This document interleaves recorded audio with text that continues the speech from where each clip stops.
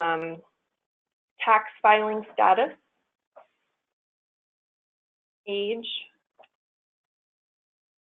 the county in which they live,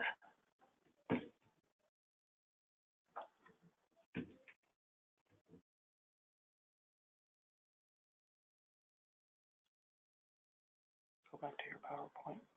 okay. Sorry, one moment.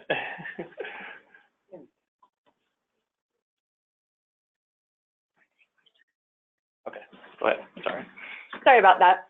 So another determinant of whether you'd be eligible for financial assistance is what county do you live in?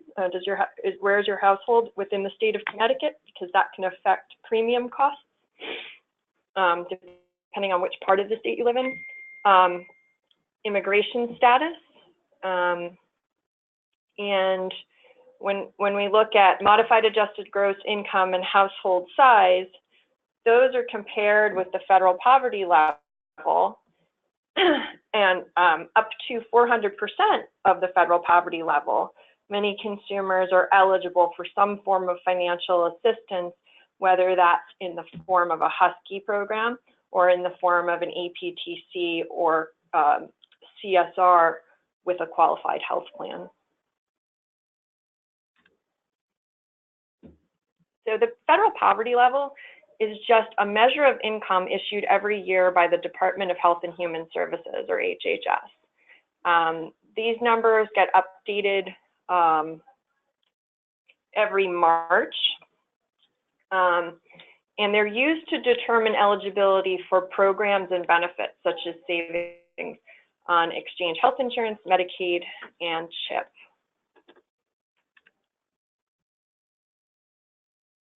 This is a chart. This is showing you eligibility for various household sizes, and the upper limit of the magi that households of the various sizes here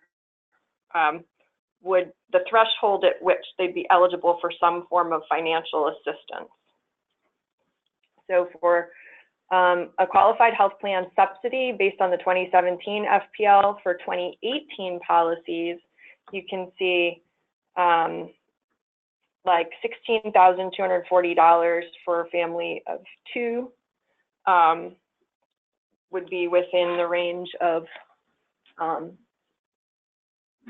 financial assistance. Okay. Here's another chart. So you're talking about qualified health plans here at the top, and towards the bottom, talking about Husky A programs. So there's quite a range, and there are a lot of split households.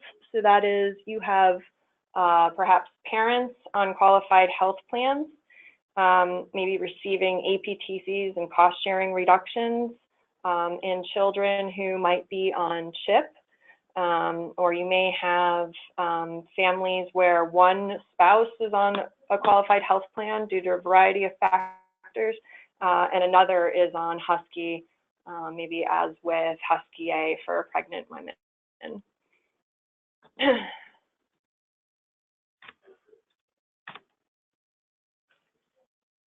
Okay, so advanced premium tax credits are just that. They're tax credits that are paid in advance to the insurance carriers on behalf of a household that qualifies. So if you are determined eligible, you're getting financial assistance to help with your monthly bill each month for your qualified health plan. And that money goes directly to the carriers from the federal government. There is an option to take tax credits when you file your taxes and not take them in advance as well. So a lot of this is a review. On the third bullet here, it says, cannot be eligible for other qualifying affordable health care coverage such as Medicaid, CHIP, VA, Medicare, TRICARE, employer-sponsored insurance. So basically, you're not eligible for APTCs if you are eligible for these other programs. That's really important to note because a lot of consumers are unaware of this. a lot of Medicare eligible consumers are unaware that they are not eligible for a subsidy through the exchange when they're eligible for Medicare. Some consumers are not aware that they are supposed to take their employer-sponsored insurance if it meets an affordability requirement and meets a minimum essential coverage requirement.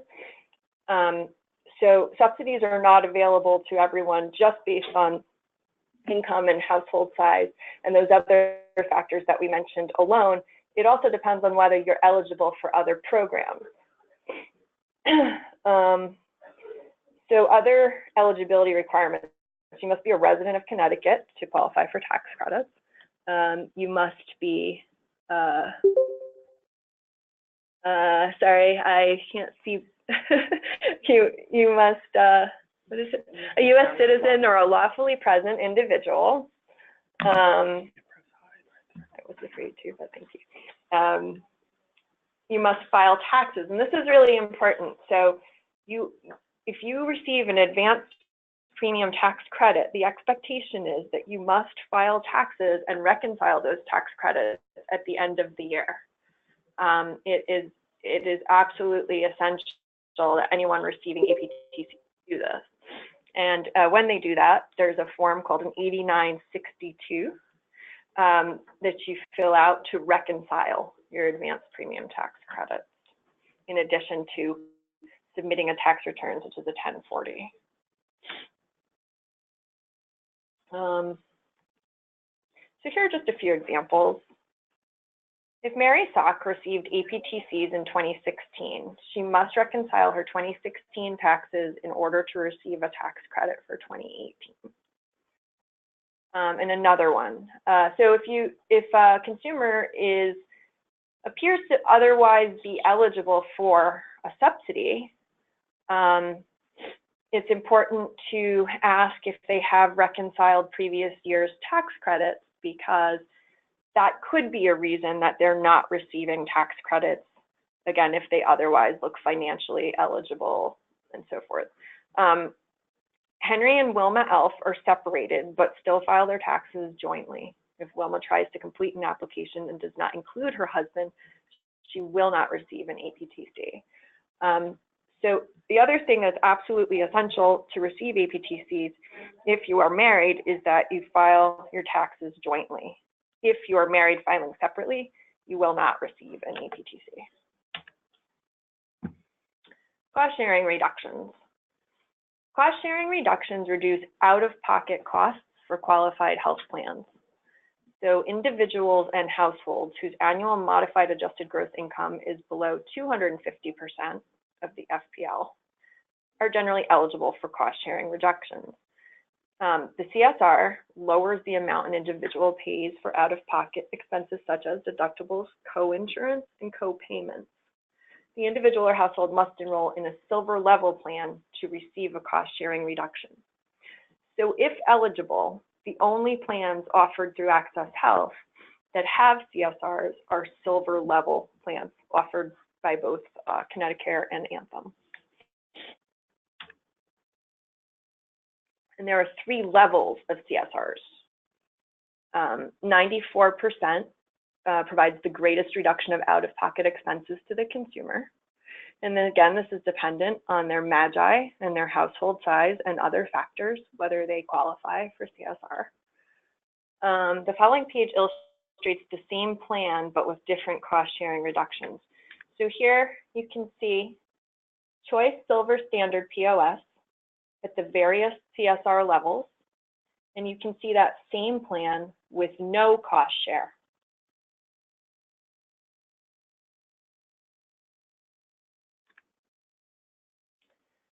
Another example of a consumer to illustrate CSRs.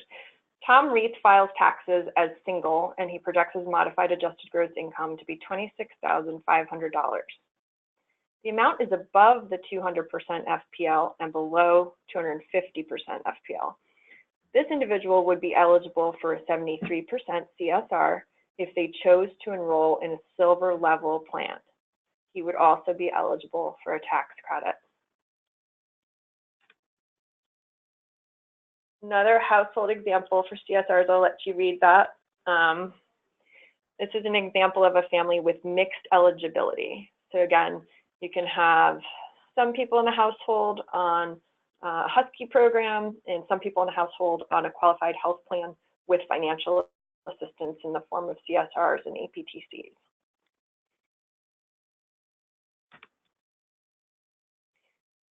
Short one, the present family have green cards, but they've only been here for 3 years. They may not be eligible for Medicaid because they've not been here for 5 years. So remember, for many individuals, there's a 5-year bar rule that comes into play. They have to have been living here permanently for 5 years, although there are some exceptions to that rule.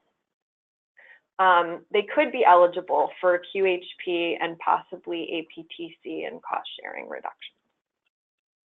So even though they're not eligible for Medicaid in this case because they haven't been here for 5 years, depending on their income and their household size and where they live and all the other factors, they might be eligible for significant financial assistance with their qualified health plan. So some considerations, a household can choose to take some or they can take none of the tax credits during the year in advance. So they might elect to not take the tax credit at all in advance, or if they're eligible, they'll receive it when they file their taxes. So in cases where a consumer is really unsure about what their income is going to be, or if they're very close to the 400% FPL, which is the upper limit at which you may receive subsidies, it's good for the consumer to know that they have options, that they don't have to take the tax credit in advance, they can also take just a portion of the advanced tax credit that they would be entitled to, because if your income ends up being above the 400% FPL and you received APTCs, when you go to file your taxes, you can end up having to pay back the IRS all of those tax credits that you received in advance. So using Form 8962, as I mentioned before, that's a form you submit along with your tax return. Households can reconcile their tax credits from the prior year. In order to fill out your Form 8962, you need another form called a 1095A. So you get a 1095A from the exchange. It's issued, in this case, from Access Health. The member then uses that to fill out Form 8962, which is sent along with their tax return to the IRS.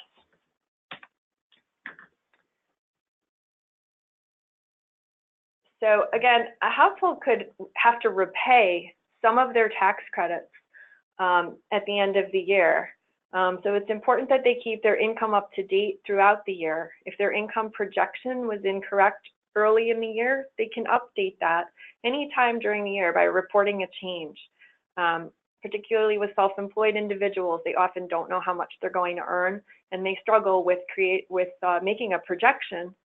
So encourage those consumers to keep their income updated. They can report a change at any time during the year so that they're not receiving more than they're supposed to or less than they're supposed to in the form of financial assistance. Here's a few more. We're going to publish this presentation.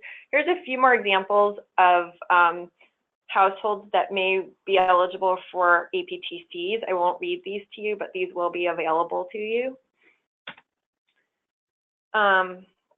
If we're talking about accessing affordable minimum essential coverage, we're often talking about whether or not you are offered employer-sponsored coverage. And if you are, there are 2 tests that employer-sponsored coverage has to pass. It has to meet what is termed minimum essential coverage requirements, which is something that most HR departments would know about. So if a consumer doesn't know whether the coverage offered to them is MEC, then they should check with their HR department. The other test is it needs to be affordable based on a very specific calculation, a very specific affordability test. And that's not always well understood by the general public, because the term affordable is a little confusing. And I'm going to let Lori Barlow talk to ESI a little bit because she has a lot of experience in this area. Hello, everyone. So effective August 25th, I just wanted everyone to be aware that Access Health no longer processes employer appeals. So those are now handled through the through healthcare.gov. However, our system still will generate an eligibility determination. So if an employee is granted, actually, they don't even have to be granted, because our system now will stop them from being eligible for APTCs if they have ESI in their application. Offered to them, excuse me. So then what will happen is our system will automatically generate a letter to the employer stating to them that their employee has come on the exchange and is eligible to receive APTCs. Not that they are receiving them, but they are actually eligible to receive them.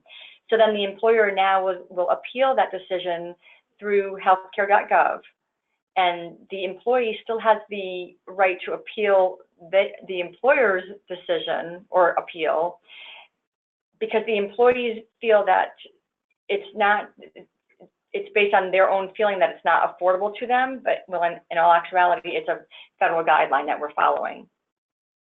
Right. So yeah, when you're entering information about the cost of the premium offered by an employer, that premium cost refers to the cost of the lowest priced minimum essential coverage plan offered by the employer for the employee only. In other words, what is the premium amount for the employee, not for the employee and his or her family, but just what does it cost that one employee, if they were to take, what is that monthly premium if they were to take the lowest cost MEC plan offered by the employer? Correct. So that's an area of our application that causes a lot of confusion, and we did receive some questions from you in advance about this. You may have other questions about ESI that we may be able to answer at the end. And I know this is a confusing subject, but it is important that this question be answered the way that it's asked in the application. We have definitely made some system enhancements to help alleviate some of the confusion through with regards to ESI. Again, we can answer questions as they come up. Yeah, and it often does involve having a conversation with the consumer, because many consumers do not have all of their employer-sponsored coverage information with them when they go to apply for coverage. Okay, so we'll talk a little bit about Medicaid eligibility and programs. So through the exchange, it is possible to enroll in Husky A and Husky D programs, and currently CHIP. Husky C, which is a program that administered by DSS, is not something that Access Health determines eligibility for. That's exclusively determined through DSS. Medicaid coverage is based on the household's monthly modified adjusted gross income, just like qualified health plan eligibility is determined.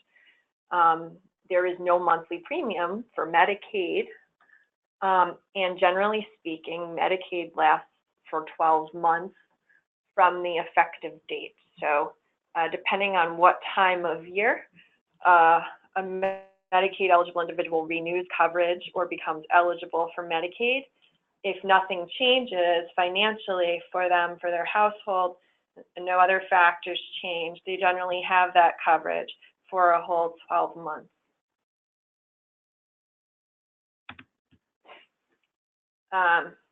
I'll do my best to answer questions about CHIP. I may not have all the answers today regarding the CHIP program. You've probably been reading and hearing things about what's going to happen to CHIP, and I will definitely take back any questions you have.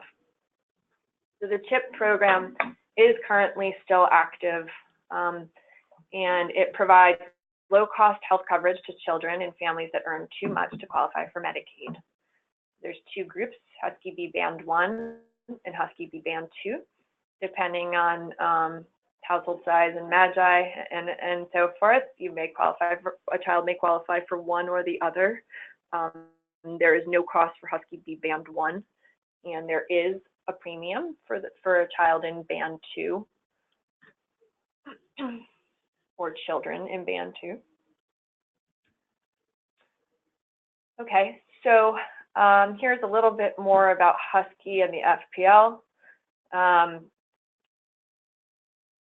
There's been a change to the FPL limit for Medicaid, and that's highlighted here in the first bullet point. Because of the new law, many Husky A parent and caretaker relative recipients may experience a change or loss of coverage. So for most of those folks, it just means that they will transition to transitional medical assistance, also known as TMA, but there will be some who will lose Husky at the end of 2017 and may need to choose a QHP or qualified health plan.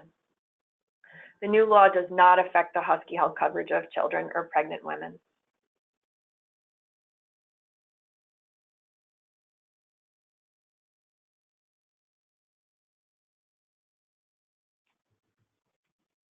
When applicants report changes to the Access Health application, they may lose or gain eligibility for Medicaid, CSRs, or APTCs. These changes could be caused by, again, income changes, income increasing, decreasing, or a loss of income, a verification issue. They may lose coverage through our VCL process if they weren't able to verify something they were being asked for, whether that was eligible immigration status proof or some sort of proof of income. If their household size changes, that can affect their financial assistance. If they don't reconcile their APTCs, they may not be eligible for APTCs going forward. If they were offered employer-sponsored insurance, they are not eligible for APTCs through the exchange if it meets MEC and if it meets the affordability test. Okay, changes in enrollment are prospective. So changes in programs will result in the household receiving more than one tax form at the beginning of the new year.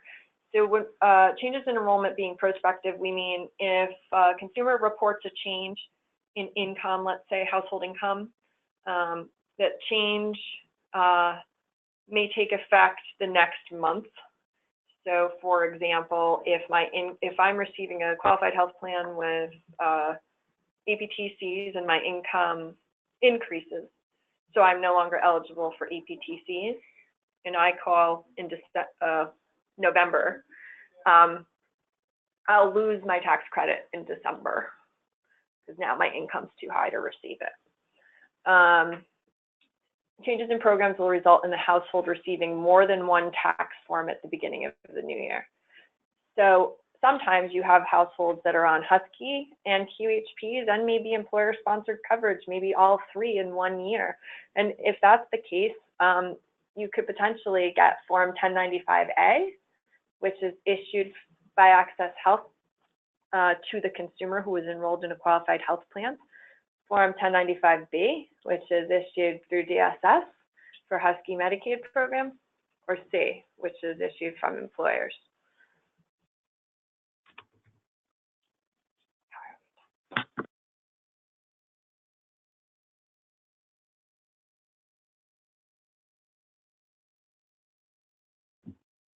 Okay. So here are some FAQs. What if my income fluctuates throughout the year? Again, encourage consumers to report changes as they occur throughout the year. The enrollment may change between Husky and a qualified health plan with tax credits or some other combination of eligibility, right, changes. They should be encouraged to estimate annual income and maintain a qualified health plan with tax credits. Sorry, I'm not sure what that meant. If my family has no income or it's very low income at the beginning of the year, but then I earn more later in the year. Am I still responsible for repaying the tax credits? And again, this is so important. Yes, if you underreported your income and you didn't update it at any point, and you ended up being above the 400% threshold and you received tax credits during the year, you will be responsible for paying back those tax credits. So again, you can't emphasize enough how important it is to keep income updated to the best of the consumer's ability, right?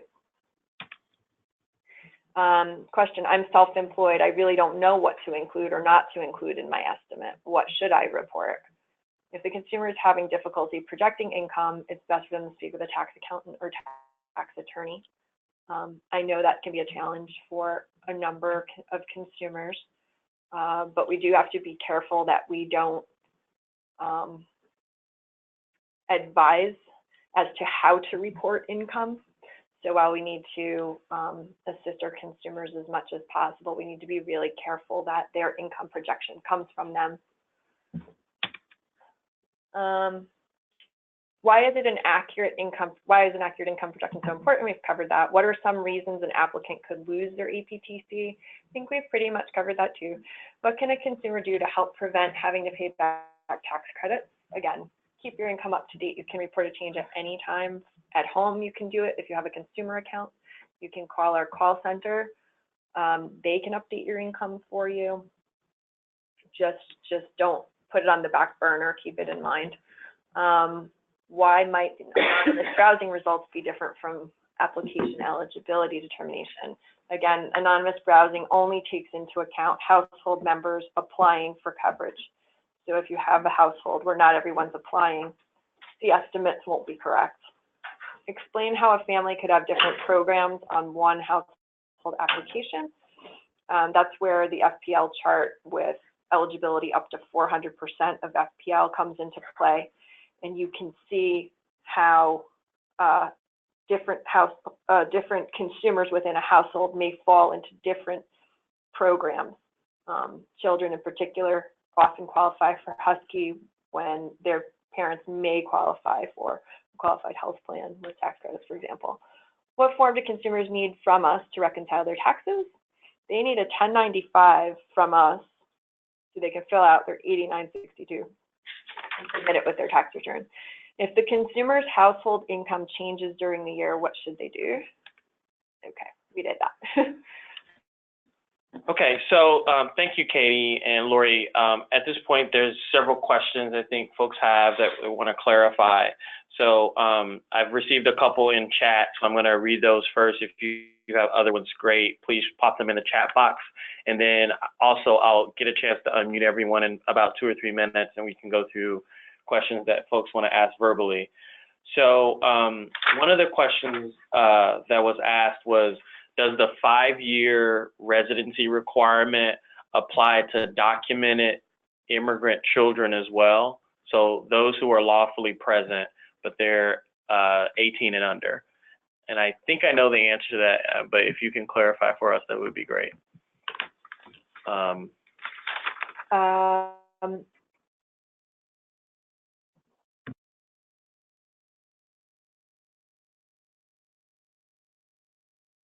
But it's a little more.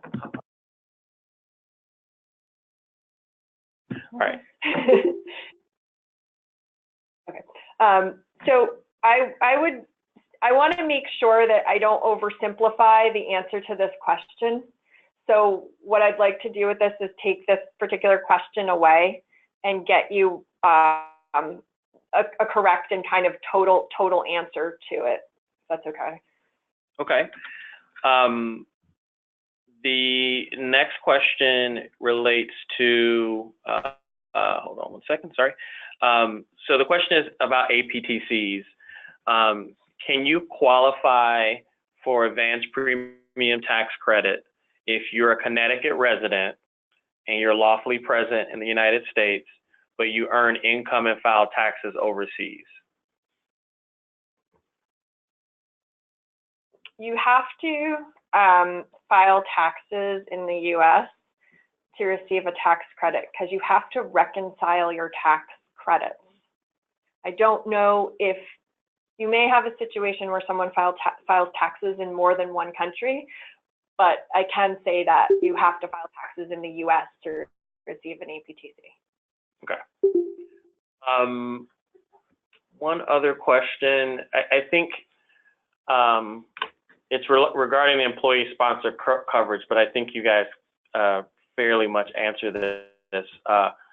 So if I apply for Access Health and I'm going through the application process and I do have employer-sponsored coverage through my job, just to be clear, can I get a tax credit or cost sharing reduction? No, you cannot. If you're, as long as, if you're offered employer-sponsored coverage and it meets the requirements of the ACA, you're not eligible for advanced premium tax credits. Okay. And then in terms of affordability, just to be clear, is affordability related to how I feel about whether or not something's affordable? No. Or is it tied more to some type of formula that is out there? It's federal guidelines that we have, and it's 9.66 of your household MAGI for only the employee. So 9.66% of my household income for the person that is employed. Employed, correct. Okay. The cost of the premium for the employee at that employer only. Right. Okay. Let me ask a overarching question. Is it the case that if I have coverage through my employer, what's the percent chance that it meets those requirements? What has history shown over the last several years of the ACA as we've implemented here in Connecticut? So in most instances, we have seen that all the employers offer, they meet all the requirements of the ACA. We may have had one or two at the very beginning when we first started doing employer appeals back in 2015. But as far as they meet the requirements, they have met the requirements. Not to say that there might be an employer that doesn't, but in the past we've seen that they have met all the requirements of the ACA. Okay. All right. So in a moment here, I'm going to open it up to everyone who has questions. I think that's your computer. Is your mic off? No, my computer is. Yeah, it's going to echo here. So hold on one second for us, guys.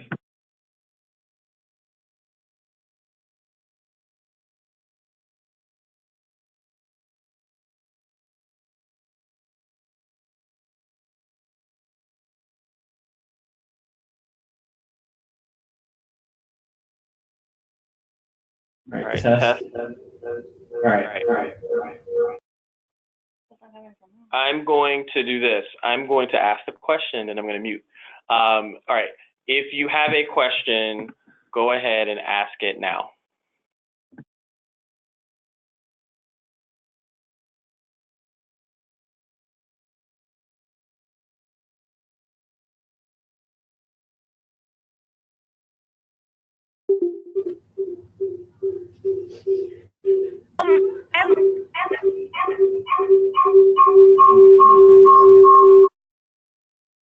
All right, well, that's not going to work out. I think some microphones are tied together. Okay, someone did type a new question into the chat box, so I'll go with that.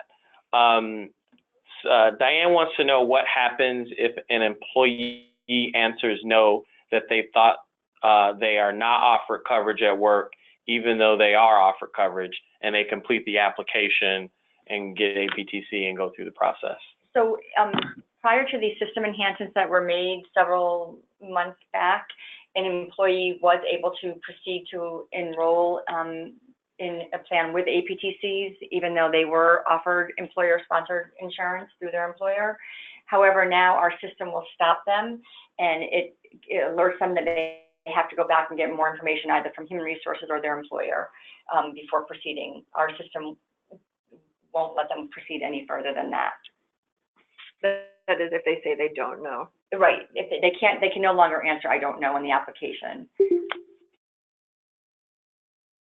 All right, Diane, I hope that answers your question. Are there any other questions regarding the presentation or scenarios related to what's been presented?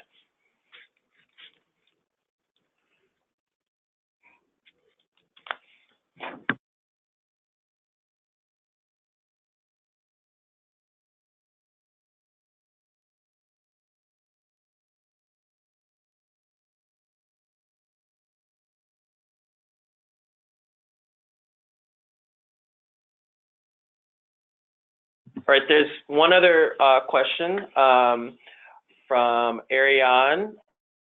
What is the difference between a MEC plan and a minimum value plan through an employer? So MEC, obviously minimum essential coverage. What's the difference between that type of plan and a minimum value plan through an employer? It's all combined. Sorry about that. It's all considered one. So there's no difference. That's how it's all calculated. So, help? So if a consumer has, if you're saying if the plan that they have it meets minimum essential coverage, that's the same as a type of plan through an employer that meets the minimum value. Yeah, they go together. So what I think we're saying is if it's considered minimum essential coverage, it therefore meets minimum value. They're tied together. Yeah. So does it make a difference if the employer said they had a MEC plan, but they did not enroll in the minimum value plan? So is it possible that an employer has a plan that's No. lower than that? No. I mean, maybe let's just to be a little clearer, I think. We don't mean that the terms are interchangeable. In other words, we're not saying MEC equals minimum value. We're saying if a plan is considered to be minimum essential coverage, it also meets something called the minimum value standard. Does that help? It's consider it like being under one umbrella. If it meets one, it has to meet the other. So if it meets minimum essential coverage, it has to meet minimum value. Okay. All right. Ariane, I hope that answered the question. If you need further clarification, you can reach out to us and we can walk you through that situation if you have a particular situation. All right. She said, okay, thanks. So we're getting close to the 2 o'clock hour. If there are any other questions, go ahead and type them into the chat box. And while we're waiting for it, please make sure you fill out that survey and let us know how we did, and provide any feedback on any type of other questions or things that you need us to cover in the future. Is there anything else that we want to? Is there anything else we want to cover before we close? No, thank you all very much for joining. We will be publishing the presentation on the accesshealthct.com website. Do you know what tab it's under? It would be under the Learn, well, actually it'd be under the Learn More tab, but under the community site. We'll make sure we email out to everyone who participated in the presentation and RSVP for the presentation. And if they have additional questions, they can. If they have additional questions, they can reach us via email. The best way to do it will be to send an email to outreach@accesshealthct.com. That's outreach, O-U-T-R-E-A-C-H, outreach@accesshealthct.com.